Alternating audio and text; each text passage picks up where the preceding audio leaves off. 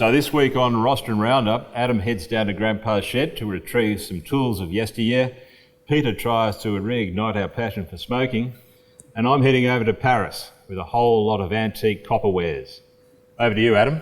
What's up first? First up is these antique, well, I wouldn't say antique, but these early Stanley planes, beautifully made. There's a whole bunch of them in this lot, and they're very collectible, these antique planes or early planes, because a lot of these old blokes or grandpas, as you kindly put them, really like the feel of making things themselves. There's all types of ones here. There's a couple of chamfering ones where you can put like a cornice roll in something, put a mould through something.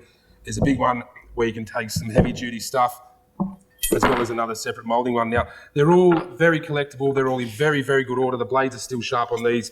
My guess would be 100, 150 for the set, and I think that'd be cheap.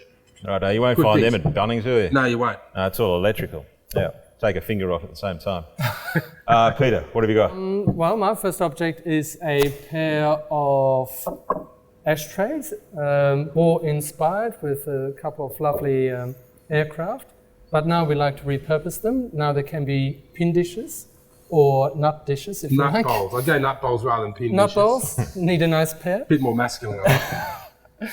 And so they have beautiful propellers and nice detailing in the cockpit for the gunners, so very war-inspired. So I'm guessing high deco in a nice nickel plating, I think. His and hers ashtrays. And estimate-wise, I thought maybe around 100, 150. They're fairly hard to find. Okay, so this week I'm heading over to Paris. We've been lucky enough to get a fantastic consignment of copperwares, kitchen copperwares, commercially viable kitchenwares, from a restaurant in the first arrondissement in Paris. I hope I pronounced that correctly. Premier Arrondissement. Oh no, I won't even try. I think I was right the first time. So these have found their way all the way down here to Australia. And now we're going to put, these aren't going to be up this week. We're putting a special sale together for these lots. But I don't know if you guys have had a look at them. They weigh a ton. Oh, I took them out of the container, so yes, I have. Oh, did you? I have touched them, yes. And they're all, I want to say hallmarked. I don't know whether that's right. Stamped. Yeah, they're all stamped with the restaurant's name. And the maker's mark. And the maker's mark, yeah. All with hammered rivets and what have you. Beautiful things. And crikey, if you were cooking of these, you'd work up some pretty good forearms after a while, wouldn't you? There's well over 100 items in this collection, so we'll be putting that online as a separate sale, so look out for that. Adam, what have you found? Now, next item I have is a thing after my own heart, not because of what it is, it's because of why it was made. I'm a massive fan of early Japanese technology. This is what someone's come up with, and it is called a calculator. So this is, you could be sitting at home, you could be doing your taxes, and then go, I need to duck outside and have a smoke. Good flame. There's absolutely no reason for this thing to exist. But it does, I agree. And that's what makes it so fantastic. Not worth much at all. Maybe $50, but...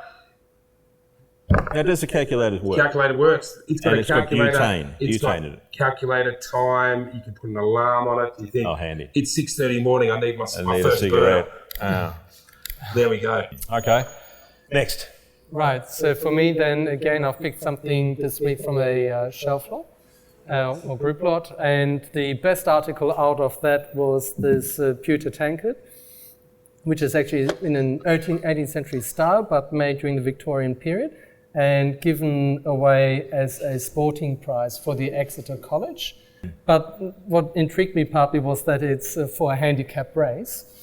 And I was just wondering whether you have to finish this first and then run the 150 yards. This is the thing. I could set my alarm. Or you could time yourself on this, how far you could scull that thing of beer and then have a burner. And you can't cheat, it's glass bottom. My money be on you rather than him. I've only had more practice, sir, that's the only reason. And I forgot to check what cabinets put on it, but I'll say 150. On its own. Now, why is there a glass bottom on it? A lot of them had glass bottoms. Yeah, I know. Just a late-ish thing, I don't know, just to check, to make sure that they've finished sculling the drink, I don't know. Maybe it's a sign to see whether they're clean or not. Yeah, I'm going to look into that, because a lot of them do. I'm going to look into that. I'll come back next week and tell you. Don't worry, plenty of people tell us tomorrow.